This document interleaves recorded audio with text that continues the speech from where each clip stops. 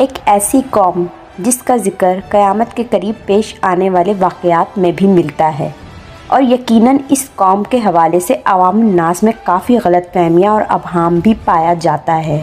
یاجوج و ماجوج کون ہیں؟ یہ آخر کس ملک میں رہتے ہیں؟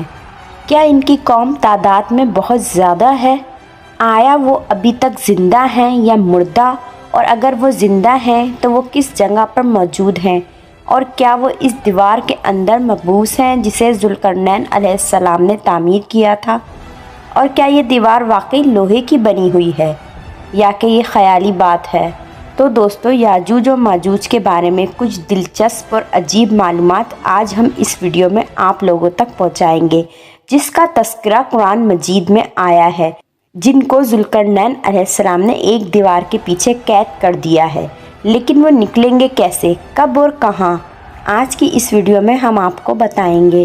تفصیلات میں جانے سے پہلے آپ لوگوں سے گزارش ہے کہ اگر آپ لوگوں نے ابھی تک میرے چینل کو سبسکرائب نہیں کیا ہے تو میرے چینل کو سبسکرائب کر لیجئے اور ریڈ بٹن کو بھی پریس کر دیجئے تاکہ نئی آنے والی ویڈیو بھی مستقبل میں آپ لوگوں تک پہنچ جائیں اور آپ ہماری انفارمیٹیو ویڈیو سے فوائد حاصل کرتے رہیں۔ دوستو، یاجوج اور ماجوج حضرت نوح علیہ السلام کے تیسرے بیٹے یافس کی اولاد میں سے ہیں۔ یہ انسانی نسل کے دو بڑے وحشی قبیلے گزر چکے ہیں جو اپنے ارد گرد رہنے والوں پر بہت ظلم اور زیادتیاں کرتے اور انسانی بستیوں پر راج کرتے تھے۔ قرآن مجید کی آیات توریت کے مطالب اور تاریخی شواہد سے معلوم ہوتا ہے کہ یہ لوگ شمال مشرقی ایشیا میں زندگی بسر کرتے رہے اور اپنے وحشیانہ حملوں کے نتیجے میں ایشیا کے جنوبی اور مغربی علاقوں میں مصیبت برپا کرتے تھے۔ بعض تاریخ دانوں نے ان کے رہائشی علاقے کو ماسکو اور توبل کے آس پاس بتایا ہے، اور بعض تاریخی محققین کا خیال ہے کہ یاجوج اور ماجوج کے شہر تبت اور چین سے پہلے شمالی تک اور مغرب میں ترکستان تک پھیلے ہوئے تھے۔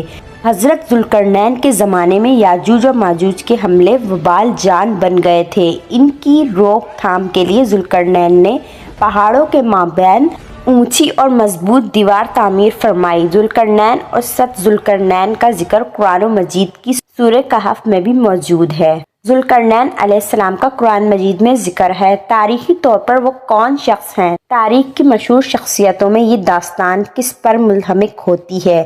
اس سلسلے میں مفسرین کے درمیان اختلاف رائے ضرور موجود ہے۔ تاریخ کی کتابوں میں مطالعے کے بعد لوگوں نے ذوالقرنین کی شخصیت اور سبق ذوالقرنین یعنی وہ دیوار جو ذوالقرنین نے بنائی، اس کے متعلق مختلف اندازے لگائے ہوئے ہیں۔ قدیم علماء اور مفکر سکندر اعظم کو ہی ذوالقرنین مانتے ہیں، مگر بعض اس کا انکار کر کے یہ دلیل پیش کرتے ہیں کہ جدید زمانے کے کچھ مفکر ذوالقرنین کو قدیم ایرانی بادشاہ سائرس اعظم کوریش اعظم کا دوسرا نام دیتے ہیں، اور یہ نسبتاً زیادہ قریب قیاس ہے، مگر بہرحال ابھی تک یقین کے ساتھ کسی شخصیت کو اس کا ٹھیک مستحق نہیں ٹھہرایا جا سکتا۔ ذوالقرنین علیہ السلام کی بابت قرآن نے صراحت کی ہے کہ وہ ایسا حکمران تھا جس کو اللہ نے اسباب و وسائل کی فراوانی سے نوازا تھا۔ وہ مشرقی اور مغربی ممالک کو فتح کرتا ہوا ایک ایسے پہاڑی درے پر پہنچا جس کی دوسری طرف یاجوج اور ماجوج بستے تھے۔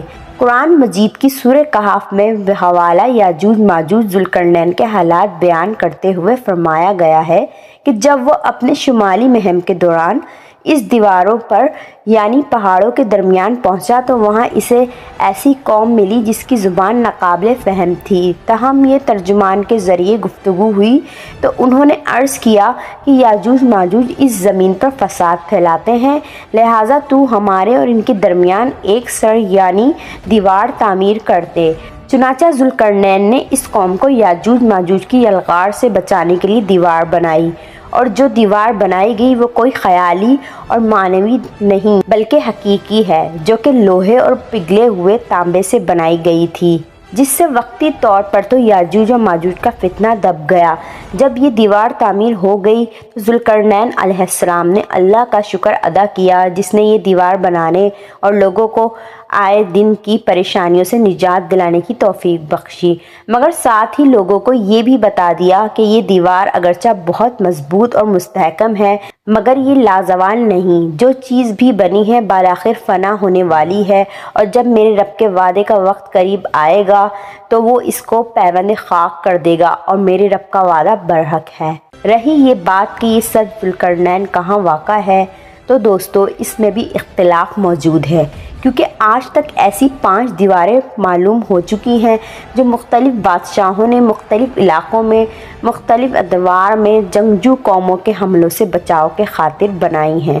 ان میں سے سب سے زیادہ مشہور دیواریں چین ہیں، جس کی لمبائی کا اندازہ 1200 میل سے لے کر 1500 میل تک کیا گیا ہے اور اب تک موجود ہے، لیکن واضح رہے کہ دیواریں چین لوہے اور تانبے سے نہیں بنی ہوئی اور نہ وہ کسی چھوٹے کوہستانی درے میں موجود ہے، وہ ایک عام مسالے سے بنی ہوئی دیوار ہے۔ بعض کا اصرار ہے کہ یہ وہی دیوار مرب ہے جو یمن میں ہے۔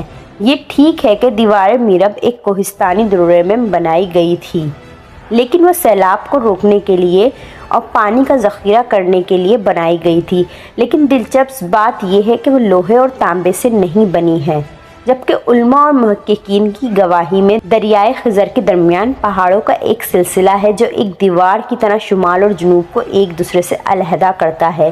اس میں ایک دیوار کی طرح کا ذرہ بھی موجود ہے جو مشہور درہ تاریال ہے۔ یہاں اب تک ایک قدیم تاریخی لوہے کی دیوار نظر آتی ہے۔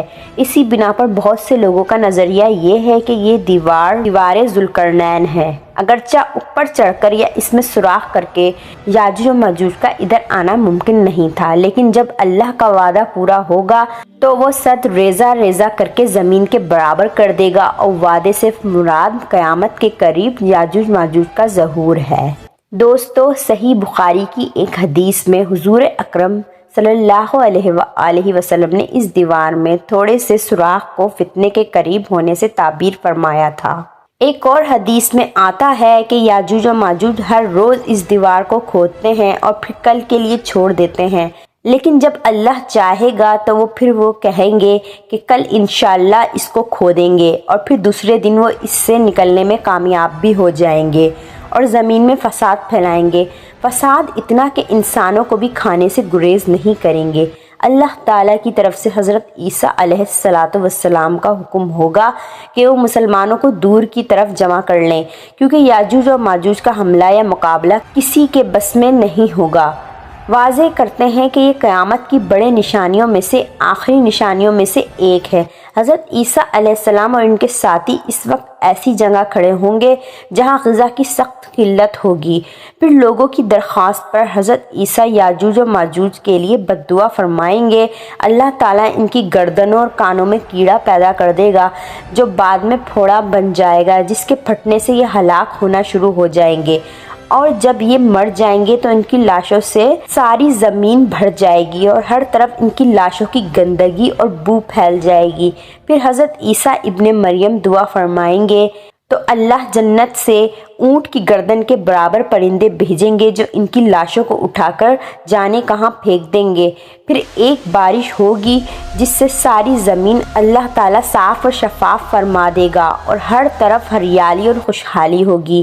ایک اور حدیث صحیح مسلم میں روایت کی گئی ہے کہ یاجوج و ماجوج کا ظہور حضرت عیسیٰ علیہ السلام کے نزول کے بعد ان کی موجودگی میں ہی ہوگا، جس سے ان مفسرین کی تردید ہوتی ہے جو یہ کہتے ہیں کہ تاتاریوں کا مسلمانوں پر حملہ، یا منگول ترک جن میں سے چنگیز خان بھی تھا، یا روسی اور چینی قومیں، یہی یاجوج و ماجوج ہیں جن کا ظہور ہو چکا ہے، یا مغربی قومیں ان کا مصداق ہیں کہ پوری دنیا میں ان کا غلبہ تسلط ہے۔ یہ سب باتیں غلط ہیں، کیونکہ یاجوج و ماجوج کے غلبے سے سیاسی غلبہ ہرگز مراد نہیں ہے، بلکہ قتل و غارت گری اور شر و فساد کا وہ عارضی غلبہ ہے جس کا مقابلہ کرنے کی طاقت مسلمانوں میں نہیں ہوگی، اور وہ پھر وبائی مرض سے سب کے سب لقمہ اجل بن جائیں گے۔